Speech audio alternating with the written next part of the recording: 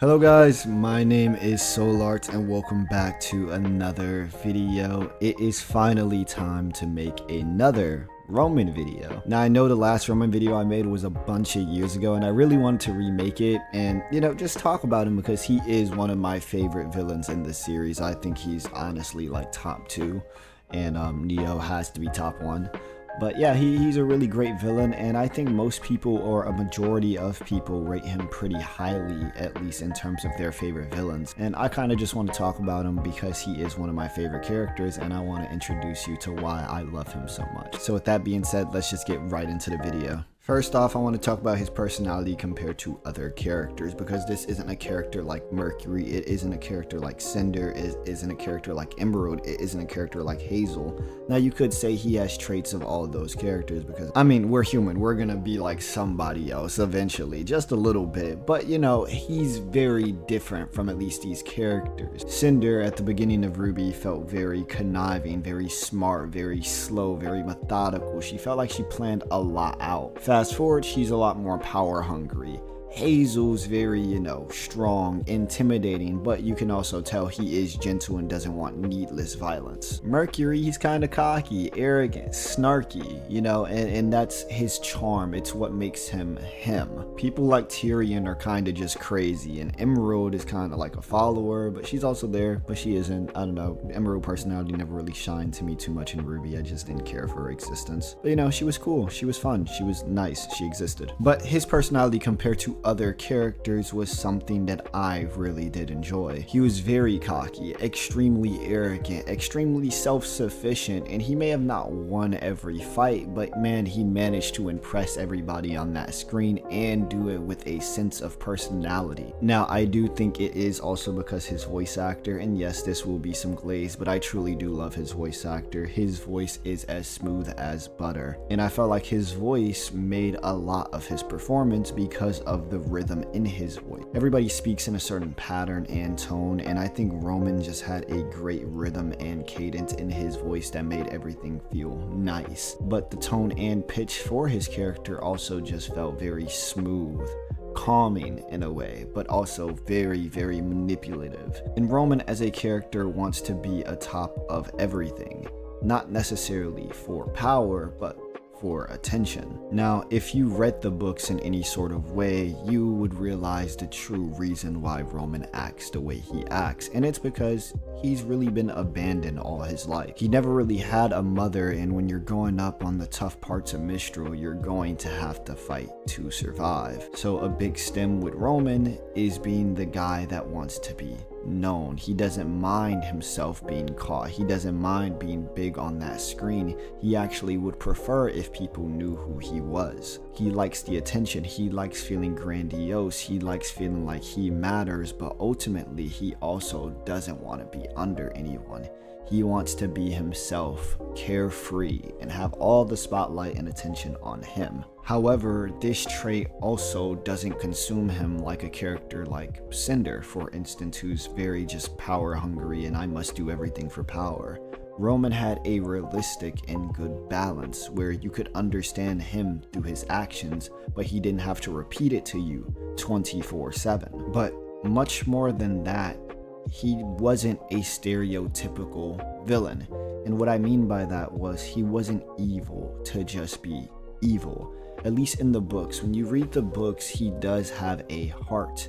And what I do mean by that is he does have consideration for other people. And for instance, let's use Neapolitan as the example.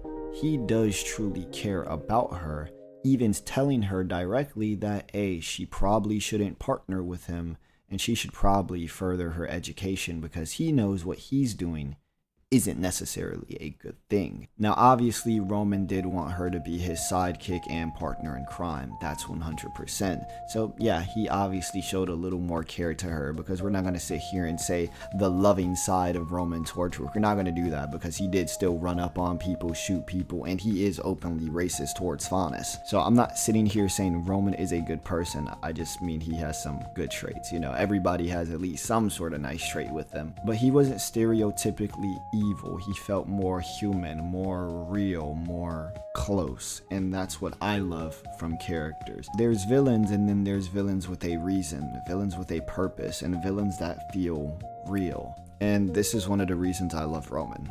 He just feels real. Now, I know a lot of people come out of nowhere and say, well, he's trash. Look at his record. He has no fights won. He runs away, or he just loses every fight. And I sit here and say, look at the competition he faced, look at how he fights, and take his personality and character into mind. Now, if we're taking the books into consideration, Roman is a great fighter. However, he isn't the strongest fighter. He states directly that he would rather win a fight by outsmarting you, and 9 times out of 10, he doesn't even want to win the fight. He's there to complete his goal. If his goal is to steal dust from you, he doesn't care about winning the fight. He cares about stealing the dust and getting away. Furthermore, Roman is very plan heavy. He is stated to have numerous plans, and he states that he knows he can't commit all of them because he's just not that powerful. When he gained Neo as a sidekick, he started to realize, oh, I can't actually do a lot of these plans now. Let's do them. Roman is a character who is going to take a fight he knows he can win because he's going to gamble and bet on himself. And if it doesn't work out, he's always going to have a backup plan to escape. That's how he always writes his plans. He's always going to have a way to escape and or retreat. Now, furthermore, let's look at how he fights. Roman is a very defensive type fighter, and this makes sense coming from somebody who also taught Neapolitan. Neo fights very defensively. She wants you to come to her so she can use that anger against you, and as you get frustrated, she's going to overwhelm you. Now, we have seen in further volumes Neo instead being the attacker rather than the person that's getting attacked, but she is still very defensively minded and capable of it. Roman, on the other hand, is somebody with no semblance who relies strictly on his spacing, his intelligence, and his environment. When Blake rushed at Roman, she didn't land a single hit on him. He managed to dodge all of her attacks and keep up with her while actually overpowering her. This is a character with no semblance, by the way. And when Sun joined the fight, he also didn't land a hit on Roman at all. The person that landed a hit on Roman was Blake when she decided to tag back in and catch him off guard. But Roman defensively managed to stop both of them completely and do better than both of them. However, when Roman gets hit back, he shoots the crate and it splits the two up, leaving Sun in a point-blank range for a blast. Now, we've seen Roman use these blasts before, we've seen how strong they are, and we've seen how much times he rapids fires with them. Roman does a little bit of zoning. Now, I'm not about to death battle this and game theory this to say how big the explosion was and how strong was it, but we can accurately at least say that he could have at least gotten like 4 or 5 blasts point blank to Sun's face, and that may have broken his aura or just put him out of commission. And that would have at least opened up Blake to rush back in, and if she rushed back in, she was going to lose that fight, as we seen earlier. The only reason this didn't happen is because RWBY pulled up, and since Roman doesn't like RWBY, he shot her instead. That angered Penny, and he was forced to run away because you have a girl that is out here destroying airships with a laser beam. Yeah, I would probably run away too because, you know, that's just not normal. So I was able to defend this, but what about the train scene? Well, when you look at the train scene, Roman should be able to hold his own given that he fought Blake previously and Sun and managed to at least have the edge. So why did he lose this battle so badly? Well, it's cocky, it's arrogant. He came in immediately cocky thinking he had her all figured out, just for her to have dust and have dust-infused semblances, and he got hit with that and didn't know what the fuck to do. This is something that was an unknown, unexpected. If he did and he had his planning, I don't think Roman would have lost this fight, but it's impossible to know what your opponent has when you haven't seen them in a while, nor were you expecting Weiss to probably give her some dust. And what about the RWBY fight at the end?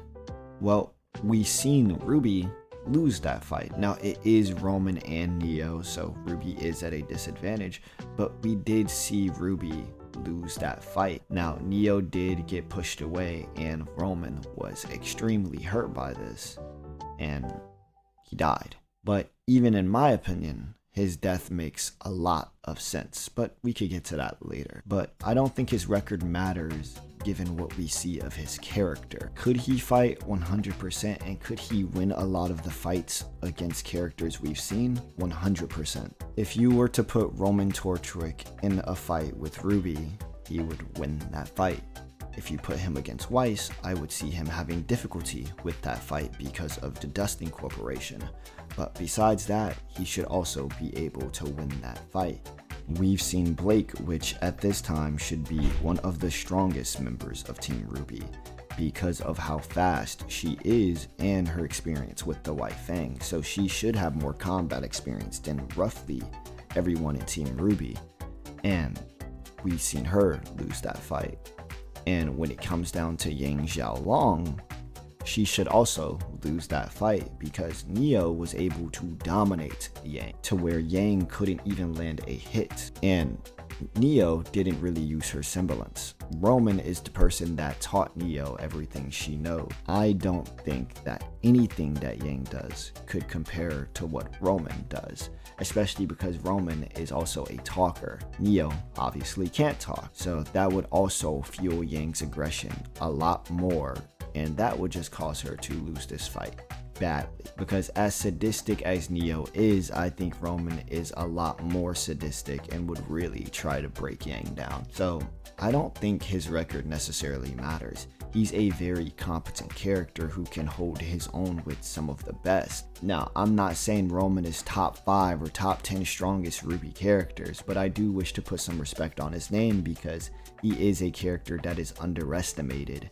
simply because he lost a few fights or every fight. But I think those people ignore context, what we see, and also have favoritism because these are the main cast and main girls. Now, what about his death? Now, I personally believe that his death works well when you have context for the books. Now, when you're just watching the anime, I truly thought, damn, what the fuck? This is how he goes out? What? You know, like my goat just disappeared like that, just munched on, just good eats. I was very hurt by that. Now, I'm not one of those people that are like, man, maybe Roman survived and he's still alive. Nah, that brother cooked, he down. So I don't think his death is good when you're just watching the anime. I was just like, man, this is really unexpected. You know, I was just taken aback. I wish there was better build up, wish it had better pacing. I just didn't like it. I know some people expected it because the way he spoke in that moment, but for me, it was just very unexpected. And I was just like, damn, my goat really just got snacked on. But I think if you take into context the book, I truly do think his death is really great. And it's because of his relationship with Neo. Now, the anime doesn't really explain it that well or show it that well, so much so that many people, at least on first watch of RWBY Volume 1 through 3, they just think, oh, that's their partner in crime. They don't think of really anything else. But when it comes down to the books, they were very close, and I treat it as a sibling-like relationship. Now, you could say father-daughter, that's also fair. I just like sibling much more. But in my personal opinion, I liked his death so much because it's so much attachment and care in that relationship. And when you have a family member or somebody you care for just disappear like that in front of you, where you can perceive them as dead, obviously you don't know, but if she's blown off the face of an airship, you're probably going to think, damn, what happened to her? Even if it's not death, you're going to be unnerved. And for him to show that much emotion that fast and for it to lead to his downfall, I think it's really tragic and really beautiful. Also because in the books, Roman doesn't trust anybody because he states directly that other people leads to his downfall and other people will lead to his downfall. And it ended up being somebody he cared for and trusted directly or indirectly leading to his downfall. Because as a human, as a person, when somebody you love is in that position, it is very hard to hide your emotions, and at that point, you're just grim snack food. I think the relationship that the two characters had is very beautiful, and I think that's why it illustrates his death so well. It's very poetic, and it's very saddening, because he, at the end of the day, was ultimately right. He didn't trust people because they always wanted something from him. Neo didn't want anything, and in turn, he helped her, she helped him, but he still was right with the message that somebody else will lead to his downfall. If Neo was just some average person, he wouldn't have cared if she flew away. That would have now been a one-on-one with RWBY. But when it came down to Neo, he cared about her, and that ultimately led to a Grimm noticing that spike of emotions, and ultimately killing him. I remember arguing with somebody years ago because they thought that Roman was stupid, that he didn't have a better control of his emotions, but you literally put anybody in that scenario in real life, and it's going to be very hard to control your emotions if your loved one just dies right in front of you. You're going to have some sort of intensity spike, whether it's sadness, rage, grief, whatever. It's going to be a huge thing unless you just turn numb. At the end of the day, Roman's death is realistic, and that's why I like it. It's not perfect. It's not anything sad.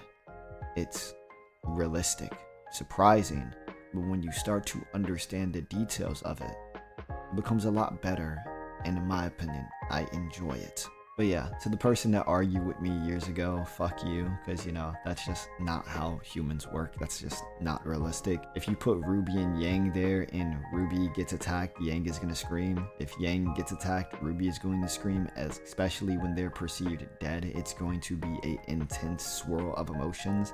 And at that point, which happened in Volume 9, but if Grimm actually existed in the Ever After, they would have been hunted down, and they would have been way too vulnerable to fight back and just swarm. They would have just died there if Grimm was probably a factor. I know people are going to say, oh, but the Grimm are weak, but we see the Grimm lose multiple times. RWBY went through a horde. Yes, we have seen that, and I do agree that Grimm could be weak. But when your mind's not right, when you're mentally not in it, and when you're being surrounded at every nook and cranny, yeah, those Grimm can kill you.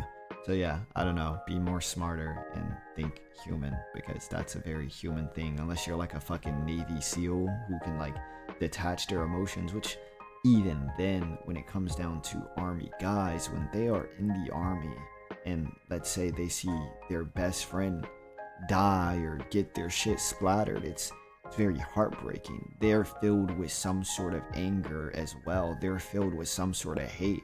They may not show it openly.